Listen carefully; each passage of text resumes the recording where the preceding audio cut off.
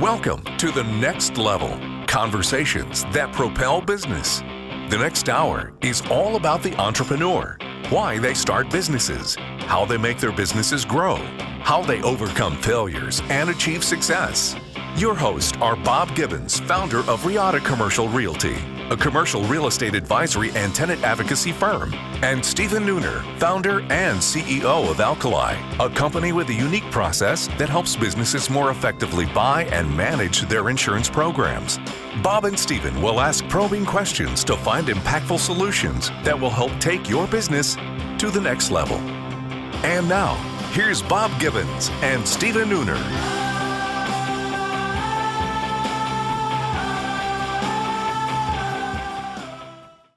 Welcome to The Next Level, conversations that propel business. I'm your host, Stephen Nooner. And this is Bob Gibbons, and we're excited today. We've got Tom Bronson with us. I've been trying to get Tom on the show for like a year or more, and he has rudely refused me for so long, but now he's here, so I'm excited. How's that People told me about you, so. Yeah, I was going to say he's a smart man, right? So Tom is the founder of Granbury Solutions, and they formed in 2010. And they provide an end-to-end suite of technology for restaurants, including the point-of-sale, online ordering, mobile apps, loyalty programs, marketing services, etc., serving about 9,000 customers worldwide. And that actually landed them on the Inc. 5000 list, Stephen. That's pretty awesome. It is. How many times have you been on the Inc. 5000? How many have I read? How many times have I read these? And they've been in the top 10 of Tech Titans, fastest growing technology companies in North Texas for how many consecutive years? We've 5 consecutive years, but we've been on 6 times. Wow. 6 times. And by the way, I think that the Inc. 5000 was 4 consecutive years. Nice. Well, so we and the other thing that's interesting is he's got an announcement to make about Granbury Solutions here in a little bit, but he's also the president and founder of Mastery Partners, so we'll learn about what that is as well. Lots to learn. Lots to learn. So if you'd like to find him, you can find him at granburysolutions.com. That's GRANBURY solutions.com. Welcome, Tom. Awesome. Glad to be here, guys.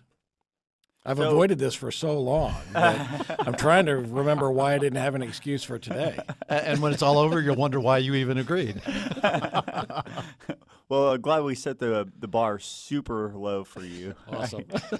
So for the audience, I got some stuff mixed up, and I thought we were actually doing like an interview with someone in promotional products. So this can only go up from here. So Tom, tell us about the promotional products industry. We like to start off every show with wisdom of others, and you had a quote that I thought was pretty awesome. In fact, I'm adding it to my quote list, and it is, procrastination is opportunity's assassin. I thought it said assassination. Assassin, that's Victor Kim.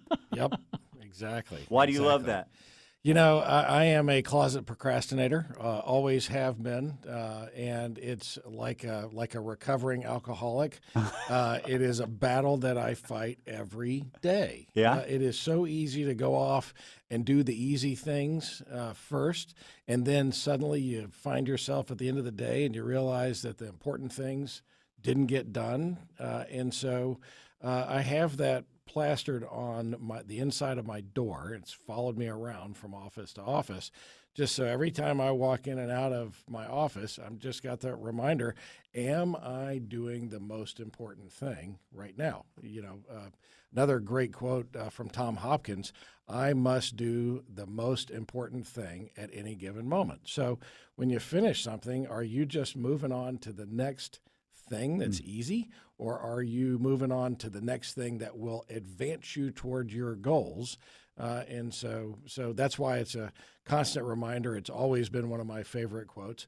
Now, that's not to mean that you don't use procrastination sometimes as a tool. People actually accuse me of this, rightly so. But it's not procrastination if you do it on purpose. Well, you know, is it or isn't it? I procrastinate if a decision is not clear to me. So if I'm given options on a challenge, people accuse me of procrastinating, but it's because I don't issue a decision unless a decision is clear. And so I use procrastination as a tool, and I always tell them, let me think about that. And people who've worked with me know that means that I don't have enough information to make a good decision. Well, and sometimes it just works itself out too. It does. I mean, I can think of that. There have been times when it wasn't clear to me, and I did delay, and I didn't even have to make a decision in the end. It resolved itself. Absolutely. You know, it's funny. One time I was being interviewed for a job to be a vice president of real estate for a major hospital chain here in the Dallas area, and this process took like 6 months. And at the end of I can understand why. I mean, well, at the end of the 6 months, I was the only Tom, a year. These guys were slacking. I was the last guy standing, and the offer still didn't come. And they finally called me back. Through my buddy was the headhunter, and he came back and said, "Well, the psychological testing that they did showed that you're a procrastinator, and therefore they decided they were a little nervous about hiring you." And I'm like, "We've been at this for 6 months. I'm the procrastinator?" I said, if they would have asked me that, I could have told them that 6 months ago. Yeah, well, everybody's got a little bit of that. Yeah. But, I need that constant reminder because, like I said, it is a constant battle. Do I move to the right thing next? So often for me lately, and I don't want to beat this to death, but I read a book recently called Procrastination Priority. And I've been viewing that like when I'm trying to, it's by Dan Sullivan, strategic coach. But one of the things, my takeaways from it is using procrastination as the way to prioritize your day. What are the things that you're procrastinating on? There's a good chance that maybe those are the most important things. Exactly. So focus on what you're procrastinating on. make Okay. those your 2-3 wins you're trying to get for that day. So, Tom, one of the things I thought was interesting is that you are the voice of the South Lake Dragon Marching Band. I didn't realize marching bands had voice? voices. What the heck does that mean? Yeah, well, It's funny. I'm famous in South Lake. I've been announcing for the marching band at halftime for years, and it started when my oldest daughter, who just graduated college, was in the marching band. The band director knew that I had a radio background, and he's listened to me talk, and he said, "Hey, would you want to do this?" Are you kidding me? Of course. Get up into the press box on Friday night football, so I started doing that gig, and I've been doing it for, I don't know, probably 8 or 9 years now. And so I can walk into a room in South Lake only. I'm famous locally, and give my famous sign-off, "Go Dragons!" And everybody just goes crazy. And so, it's just been fun. And even though I don't have any kids in the band anymore, the band director has been kind enough to say, "Hey, you keep doing this until you get tired of doing it." Wow. So, That's it's a lot of funny. fun. That's so I have cool. to travel with the band wherever they go, Abilene or Oklahoma or whatever. So it does kind of wear on you, but I do get to there's see some good a lot of football. perks from it. Absolutely. That's cool. So switching to business, what's the first business you ever started? We talked about your company and your recent success, but First business I ever started was an advertising agency. Okay. Back in the early 80s. Mhm. I was doing some work for a medical products client, and suddenly other people in that industry started seeing the work that I was doing, and I launched an advertising agency that really was marketing medical products to the medical industry. So radiology equipment and supplies and things like that. And so we were a very specialized marketing agency back in the day. And I realized, the older I get, the less qualified I am to even talk about things like that, because back in those days we were talking about print and magazines and newspapers and stuff like that. And of course, marketing has totally changed. I have 3 components to my degree in college: marketing and management, media advertising, and computer science. And everything I learned now 35 years ago, completely useless, right? So, that's what happens. Okay, So- but the question is then, is marketing easier today or more difficult? No, I think it's a lot more difficult because back in our day, back in our day, I sound like an old man. I'm 54. I'm not old. You had to deliver a message 7 times for it to cut through the clutter. But today, studies show that you have to deliver a message between 14 and 20 times for it to cut through the clutter. So now it's easier to deliver a message, particularly if you're involved in social media and things like that, because it doesn't take a lot of effort to deliver a message the way it used to take. But everybody is so bombarded with information today that it's harder to cut through all of that clutter. So I think it's harder today than it was then. It's like getting into college. I couldn't get into college today, given my grades from high school. Everything gets harder, progressively. Well, and it seems to me also too like the rate of change is also has sped up, right? And I know we're going to talk about technology, but it just seems like the rate of change is sped up. So not only is it harder to cut through everyone's in it because it's maybe a little bit easier, but then it's constantly changing, like algorithm change. What worked. Oh yeah. Maybe this seems like the cycles would have been a little bit slower, and just in my career, it feels like it's gotten faster. Even just take that. A great example of that is, Google has become a multi-purpose word. It's a verb, it's a noun, it's all these things. But Google is the definitive search engine. Then, if you're looking for information, and just when we get to the point in our corporate lives of understanding the algorithms that they use to put you at the top, because you always want that, you want to be first in the search. But just when we get to understand it and start deploying those, Google changes the algorithms, and now you're lost on page 300 or somewhere, and now you got to figure out how to get back to the top again. And so it's things are changing rapidly, and companies like that are forcing us to even adapt and change faster. It's harder. Mm-hmm. Absolutely. So I understand you've bought and sold a number of companies.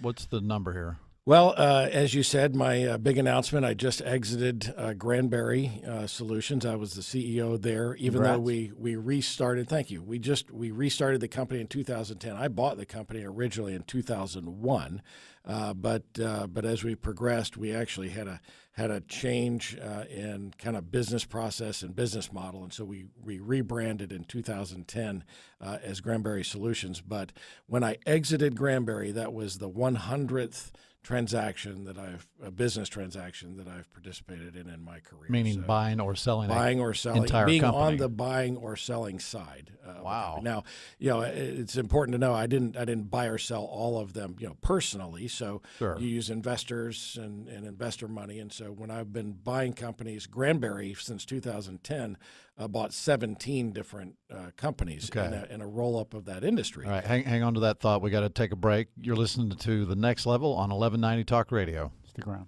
Hi, this is Bob Gibbons with Riata Commercial Realty. If your office lease is going to be expiring in the next year or two, the one thing I would tell you definitely do not want to do is exercise a renewal option. Now, that may sound a little nuts. When you negotiate for that renewal option, why wouldn't you actually want to use it? Well, the reason is because while you want to have one as a reservation for your space so the landlord can't lease the space out from under you, that option may not actually work the way you want it to now. It may have made sense 5 years ago, but it doesn't today. The only thing that changes when you exercise a renewal option are the expiration date and the rent. But you may want to do other things like have another option to renew, have an option to terminate or expand. You may want to be able to expand now or have a new base year for your operating expenses. There's all kinds of things that need to be considered. So we recommend that you renegotiate, not renew. For more information, contact me, Bob Gibbons, at texastenantrep.com. That's texastenantrep.com. We're back with Tom Bronson, founder of Granbury Solutions, granburysolutions.com. So you were talking about the your roll-up strategy of being involved with the 100 transactions. Right. And you were talking about... It wasn't just me. So I've participated in 100 transactions now. So with Granbury, what we really deployed was a roll-up strategy. Back in 2008, I wrote a business plan to convert our business from a traditional sales model. So we were selling point of sale. If you think about, or you go into a restaurant and the touch screens that they use to place the orders, that's what a point of sale is. And that is kind of a traffic monitor inside the restaurant. It it sends the orders to the right place, it bills the customer correctly, all of those kind of things. So that's what a point of sale is. But we were selling that as software and hardware only. And in 2008, I wrote a business plan to try and convert our business into a recurring revenue engine. We were doing fairly well. We had grown pretty rapidly from 2001 until 2008. Under the new model? Well, under the old model, we'd done all right. Okay. In fact, we landed for the first time on the Tech Titans Fast Tech list in 2003, and we were number 2 on that list then. So we had grown fairly well, but I knew that we really needed to convert our business to a recurring revenue model. So I wrote this business plan, and I started shopping for investors to give me the seed money to make that conversion, because it's an expensive process where you're going to sell your hardware and things that you have to buy up front. It's a very capital intensive decision. Yeah, sure. So you got to have capital in order to be able to make that conversion. And one of the investors that I met with said, well, look, it's all about scale. You're talking about doing this all organically. Why don't we think about doing this inorganically and acquiring other businesses and doing a roll-up? He knew that I had been in a roll-up in a prior life. And I said, well, that's a brilliant strategy. How much money do you got? And so he made investments. We brought other investors in, and we bought 17 companies over the next several years. And then we spent a lot of time on that integration strategy. It is, as I say, at least in my opinion, I've been in 100 transactions. Buying companies is easy. Integrating companies is the hard part. Well, let's stick with the buying companies for a minute and buying and selling. What are sort of the key takeaways, if you will, that you've learned from buying companies? Let's just say on that side for now. What are the most important things that you as a buyer of a company need to really be focused on to make sure you don't make a mistake? Well, gosh, there's a whole laundry list of things that you're looking for, and it really depends on what the buyer intends to do. In our case, we were rolling up the industry, so we didn't care whether it was new technology or legacy technology, that kind of thing. We were buying customers. And so we were looking for customer base. We were looking for loyalty to the product, things like that. But that might not be important to other buyers. Through the years, I had several companies approach us that had this new breakthrough technology. And I said, well, that's great, but I don't buy technology. I don't pay for, in our model at the time, I was not paying up for technology. You want revenue. Yeah, I'm looking for revenue. I'm actually buying revenue and EBITDA and customer base so that I could seamlessly convert them. What we did when we put the companies together, we bought 3 other POS companies and a loyalty company and an online ordering company so that we could seamlessly integrate all of those things and then cross-sell back to our customer base. That's why it was so important to us to have a customer base and to continue buying customer base, because I have other products that I can carry out to those customers and increase the wallet. A creative value, yeah. Absolutely. If every restaurant in America needs online ordering, and so if you buy a legacy point of sale company and they're being used in that restaurant,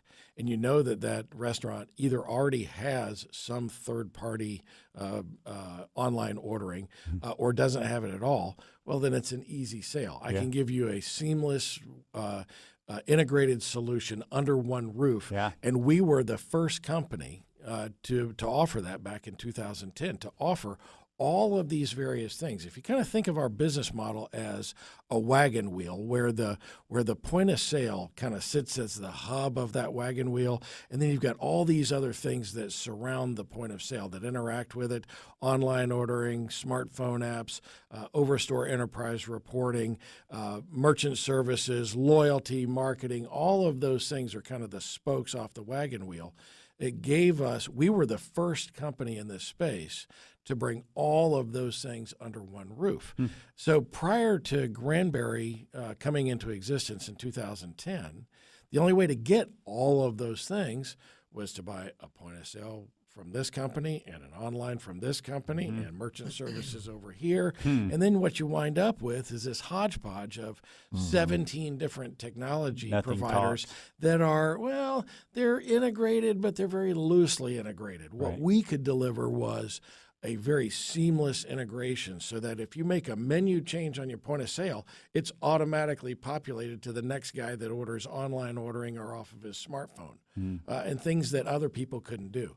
And so bringing that all under one roof, we were the first ones in the industry, and it really was our selling advantage. Since then, a lot of companies have sort of gotten into that space, but we were really kind of the first ones. And were your customers chains of restaurants or just even one-off restaurants?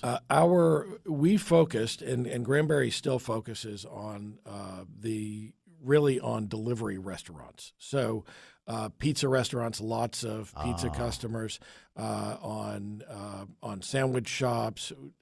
Actually, chicken places are starting to get into delivery, but we do delivery better than anybody on the planet. But we have a huge following in the pizza market, in the specialty coffee space, that kind of thing. But that's not to talk about the other components of Granbury. We were also the largest provider of technology to the wine space. And in the wine marketplace, same kind of concept applies, where the hub of the wagon wheel might be the CRM for how do you stay in touch with your customers, consumers of wine. And then we've got tasting room POS, you've got mobile POS, you've got club software, all of those things kind of seamlessly integrated under one roof. And we did a similar thing in the retail space, but focused on the restaurant space is that's where we got our start, and we realized that model could apply in other businesses as well, and that's why we broke into other industries. So cost acquisition, you're buying revenue stream. So, long term, and then adding all those other products, your cost of acquisition probably goes down from the client versus Well, it certainly does, because it's easier. The easiest sale that you have is the sale to an existing customer, because they already know who you are, right? The hardest thing in the world is to bring new customers in. And to get back to your original question, chains versus independents, Right. Our business looks like a microcosm of the industry as a whole.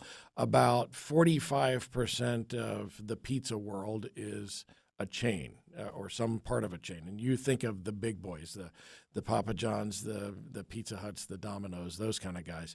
But the biggest percentage of pizza restaurants and chains are in smaller regional chains.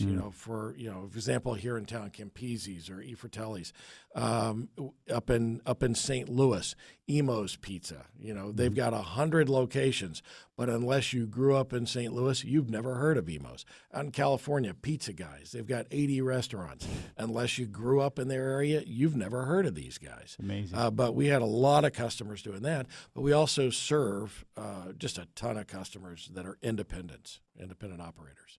Interesting. So what's the greatest challenge of that model? It sounds great, right? But what are the big challenges that you learn from? Well, through the years, the challenges change. It's just like we were talking about. Change comes at a rapid pace. You never know when you're going to read something in your morning review of what are the latest blogs and information out there. You never know when you're going to see something that's going to be the next disruptor.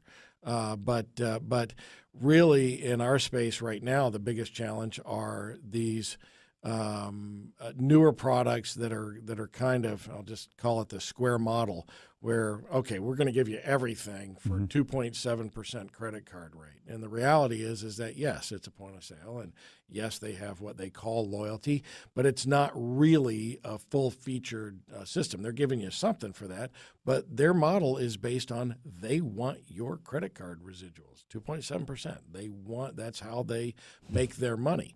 Well, and if you read about a company like that, they've gone public, but they still aren't making any money. In that space. And so how long is that sustainable? And so what happens to providers like us, who've been around for a long time. The company was actually founded in 1988 by the original founders. And I bought it in 2001, and we rebranded in 2010. But it's been around for a long time, and we have a full-featured suite of products that has been fleshed out over 30 years in business. And so, but it's always hard to compete, particularly for new restaurants coming into the space. Right. There's a big attraction to that low cost.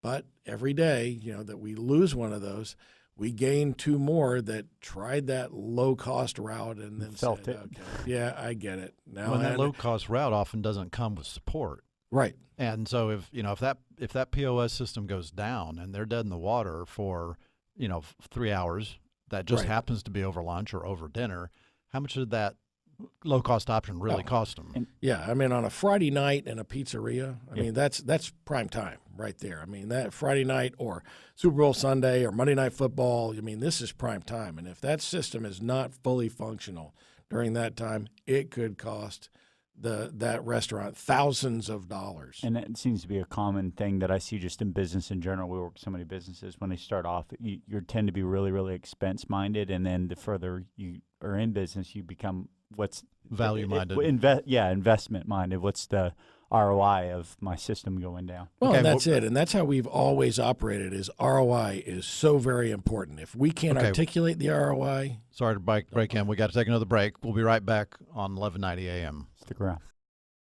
Hi, my name is Fern, and I've been an empowered team member at Alkali for over 5 years. I first learned about Alkali through an online job board and was intrigued to learn that Alkali was a Dave Ramsey endorsed local provider. But what captivated me was Alkali's mission statement, which is closely aligned with my own beliefs. So what's kept me at Alkali for over 5 years? First, Alkali's 5 core values match my own.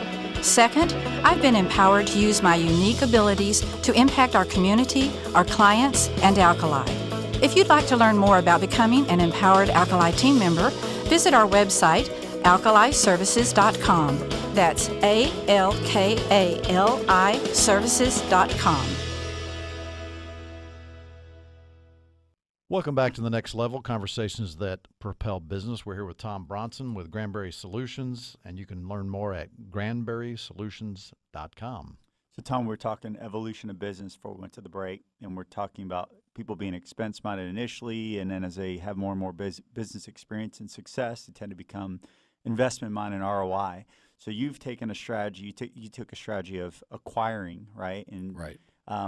So I got to imagine the people part's got to be a big part of ROI with that type of growth strategy. So what can you share about that? Well, I'm glad you asked that because, in a business acquisition, we look for what we call the 4 M's: money, motivation, method, and match. Money is how much we're willing to pay for it. What is it? What's the value? What is the motivation of the seller? Does he want to be a part of a bigger organization, or does she want to retire? Whatever. What is the motivating factor there? And of course, method.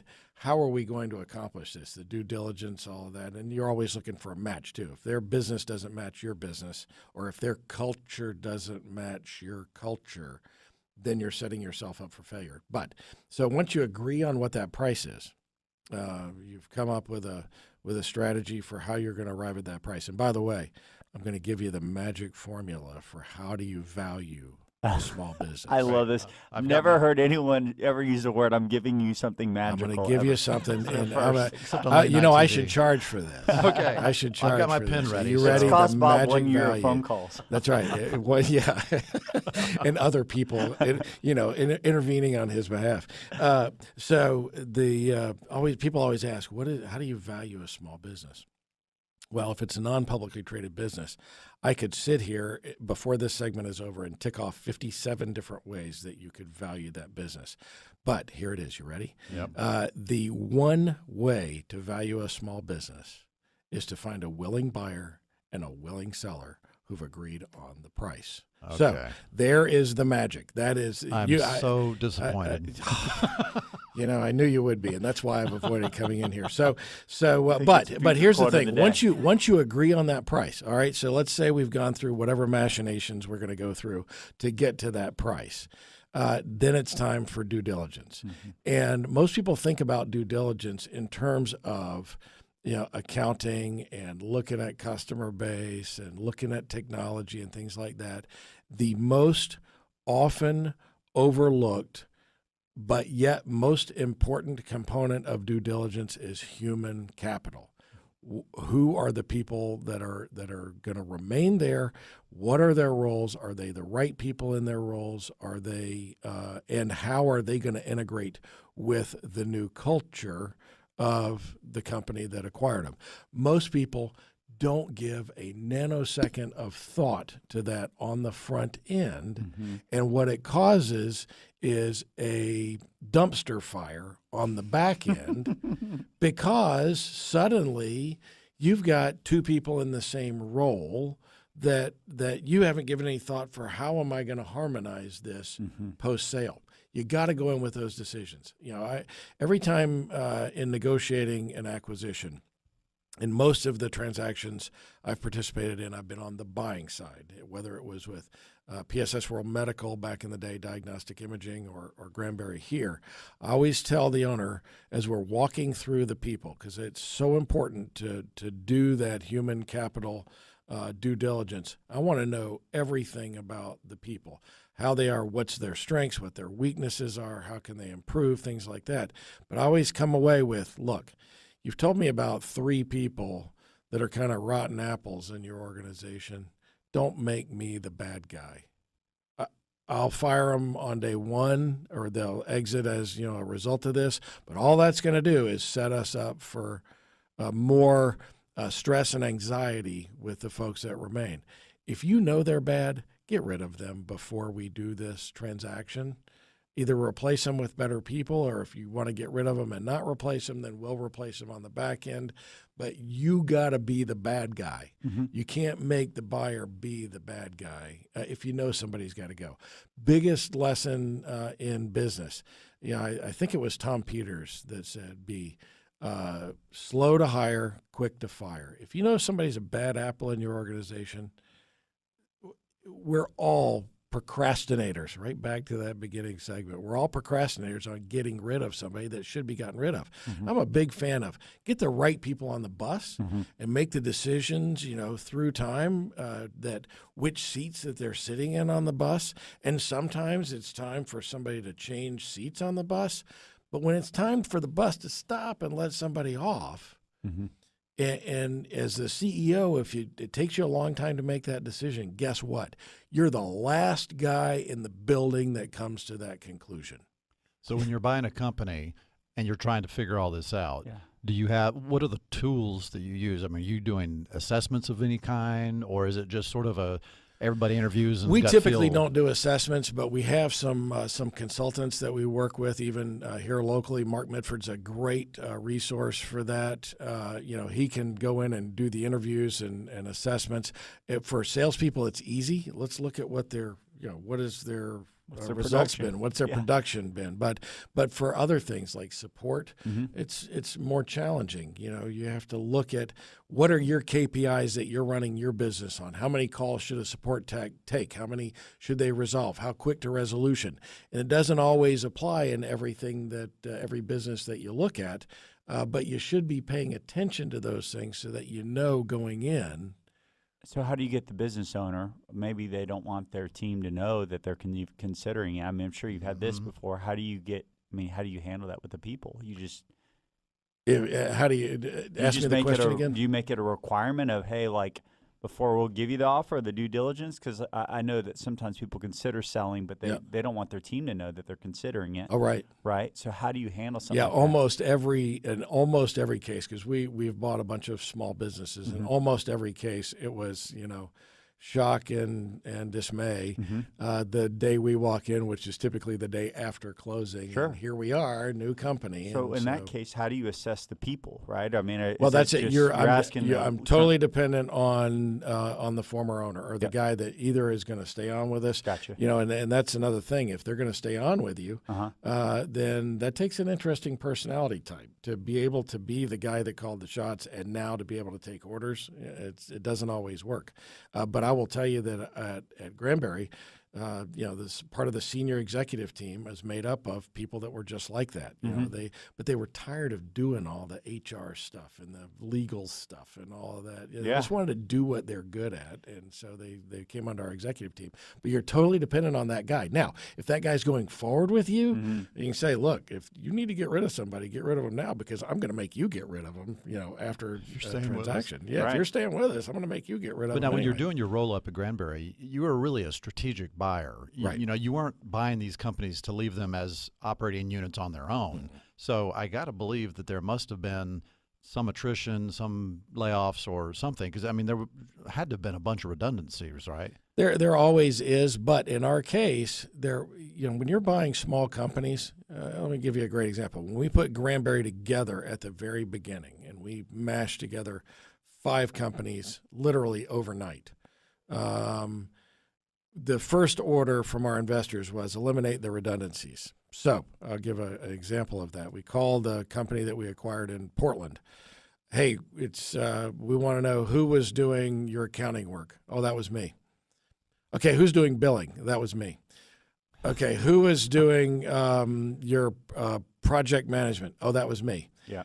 Well, so you don't have a lot of it. It's not like you've got these massive layers. When you buy a company that has 16 employees, there's not a lot of there's a lot of overlap of responsibilities and not a lot of siloed managers, and so we didn't see a lot of that in that business. And I will tell you, and our model was put everything together, and we needed all the support techs because we're going to continue to support that legacy product. We needed all of the developers because we're going to continue to add value to that product. We needed the salespeople because if we're going to continue to sell it. So we weren't eliminating a lot of people. And even the company that just acquired Granbury, Constellation Software, a division of Constellation, Jonas Software, they are a very acquisitive company. They buy between 30 and 50 companies a year. Wow. That's, one a week. Think about that. And they don't come in and eliminate and combine businesses. Their model is they're buying leaders in a space and continuing to invest and grow those businesses. And so even if they buy 2 companies that are competitive, they want to operate them separately. So if you look at their organization, they are very much a decentralized business. They have over 350 operating units rolling up to their $3 billion business, but they don't want to combine all that. They're going to, they combine some things, but finance ultimately. But you still got to have somebody doing billing and stuff like that. But they're going to want financial reporting kind of at the top and some HR functionality at the top. But otherwise, they operate these businesses completely separately. It is a way different mindset than a lot of acquirers out there. And so I've just given you 2 different ways. We were doing 2 different things. We were rolling them up and mashing them together. They don't want to mash them together. They want to keep them as separating operating units. So it really depends on what the end game is. Sure. Post-acquisition for how you handle that. But you just can't overlook that human capital. You also have to assess the culture. You have to assess what does the culture look like, and is their culture going to mix with our culture? Is it going to be like kids in a candy store who suddenly have all this new and great stuff? Or is it going to be that the owner's been buying lunch for everybody for the last 12 years and that's coming to an end? And so now suddenly you're the Antichrist because you've just showed up and there goes lunch, So you got to be careful with Don't take away my burrito, man. That's right. All right, I could give some horror stories, but I'll avoid that. We're going to take our last break, and we'll pick this up on the other side. Be back in a few minutes on Talk Radio 1190. Stick around. Guys, this is Nick Clark. I'm the founder and CEO of Common Desk. People think co-working only involves drinking beer in the afternoons. Come by and we'll prove that to you. Welcome back to The Next Level, Conversations That Propel Business. We're here with Tom Bronson of Granbury Solutions, and you can find out more at granburysolutions.com. So, Tom, one of the things I'm curious about, I mean, you obviously started this as a roll-up strategy with investors. Was the plan always like, we're going to get to here and we're out, or was it something that you just kind of felt at a point where you're like, hey, it's time? I mean, how did you make that? Man, I couldn't have written that question any better for you. That is awesome, and he didn't even ask me that at the break. So, I am one of those rare entrepreneurs, and I would put me in a 5% category, that has never started a business without giving full thought and consideration to what is the exit strategy on the back end.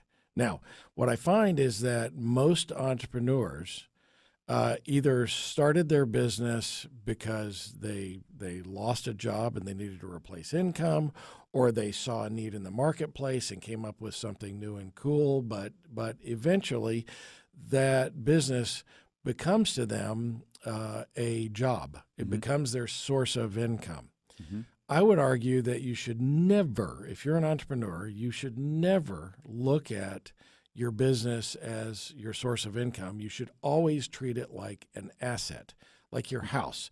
You know, if you're getting ready to sell your house in a year and you want to think about, well, if I add a pool and it costs me 80 grand to add a pool, am I going to get that 80 grand back out of this? No.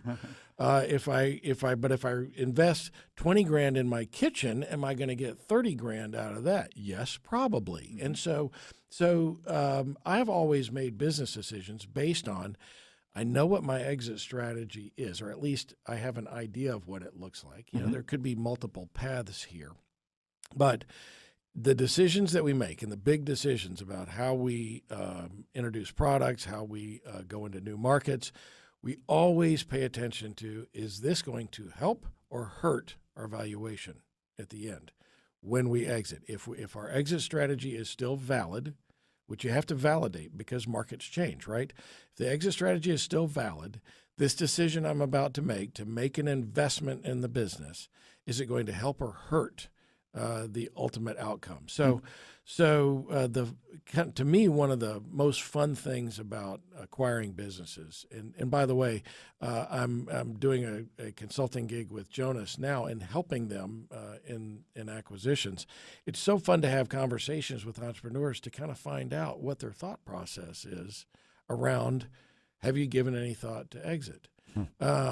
Because most of them just haven't given a nanosecond of thought. They're just going along, they're plodding along, they're running their business, they're making their income. It's putting their kids in private school, it's giving them a nice Mercedes to drive, but they've never thought about, how am I going to maximize the value at the outcome? Or worse yet, they've never even thought about, what am I going to do with this business? And so by not thinking about it, you've actually defined what your exit strategy is, and that is die behind your desk. Yeah. Right? But Death I mean, behind some your of desk. these away. people are Yeah. some of these people though are so caught up in the identity of the business being their own identity. Right. And so how can they separate that and Well, think about handing that off to someone else? Yeah, well, so in a lot of cases, you find that you know, I've got kids in the business, and I'm going to hand off the business to the kids. We actually tried to buy a company a few years ago. It was owned by the father and uncle. They owned 90% of the business, but the son was in it, and the son was the one that reached out to us. We made what we thought was a really great offer to the son to buy the business, and the uncle and dad refused it because this is our source of income. But the son wanted out. He said, man, this is a dead end for me. I can't go anywhere. And so he wanted out. But so you've got a total misalignment of the family in the business. That's one example. I know of another example, a nice billion-dollar business in California where the father is aging and he's ready to hand it off. But in talking to the father, he's so excited about his kids taking over the business. When you separate and talk to the kids, they can't wait for dad to die so that they can sell this albatross off. So you've got no alignment in that strategy. So you got to have those conversations. You got to have those hard conversations about, where is it? If I died behind my desk, what's going to happen to my business? Is my wife, who's never worked a day in my business, going to step in here because she's going to be the majority owner now? Right. And is she going to be stepping in here to do it? So you just have to force yourself to go have those conversations.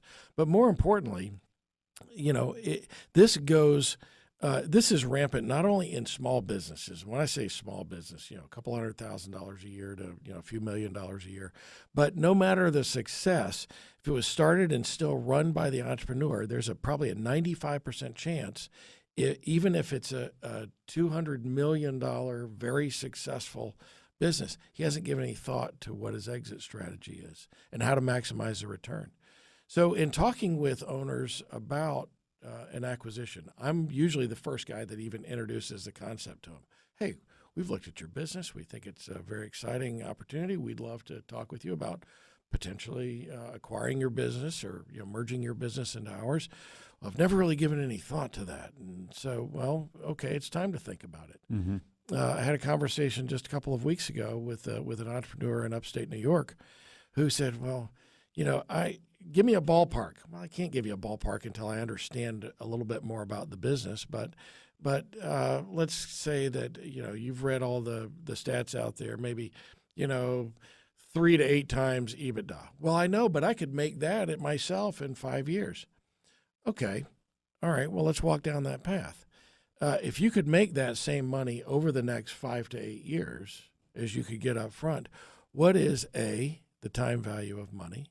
What is B, what are you doing today to change that outcome?